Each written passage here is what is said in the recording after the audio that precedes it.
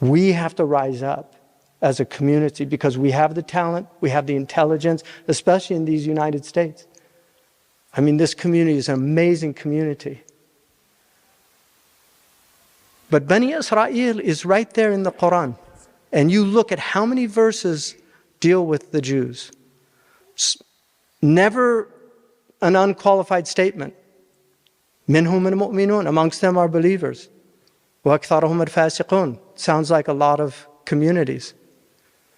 مِنْهُمْ مَنْ هُوَ دِينَارًا يُؤَدِّيهِ إِلَيْكَ. Some of them, you trust them with a lot of money, they're trustworthy. Other ones, even if it's a small amount, you have to keep on them. Right? لَيْسُوا سَوَاء. They're not the same, all of them. This is the Quran distinguishes. It doesn't collectivize. It always distinguishes. And that's why it's very important that the Muslim community recognize that. The Quran, the only time the Quran doesn't distinguish is with believers. But Bani Israel, the second one, chapter 30, Rome, the Europeans. I mean, isn't it interesting that the two most powerful elements in our modern world have chapters named after them? There's no chapter called Faris. Even though Persia was the most powerful empire at that time, it was more powerful than the Byzantines. But the Prophet said, Al-Furs la akhsha alaykum. The Persians, he wasn't worried about. He knew people like Ali Attai would come out of those people. Great defenders of this religion, great intellects. That's what he knew. Look at the Persians. He's amazing people. The Persians. Allahu Akbar. Look at them.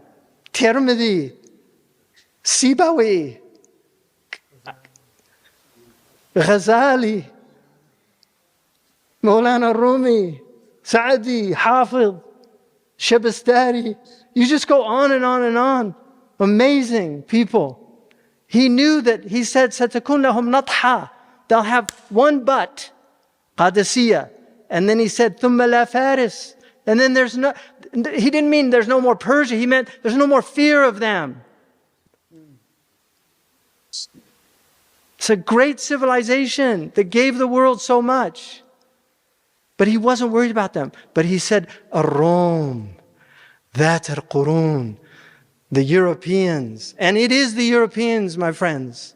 When you see a Rome in any hadith, and in that chapter of the Quran, this is not the Byzantines, it's not the Greeks, it's the Europeans.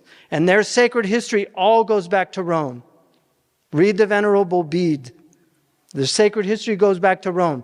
Rome, that al-Qurun, they will be multi-generational. Kullu ma haraka qarnun, barasa qarnun akhar. Every time you see one of them, their generation destroyed, another one rises up.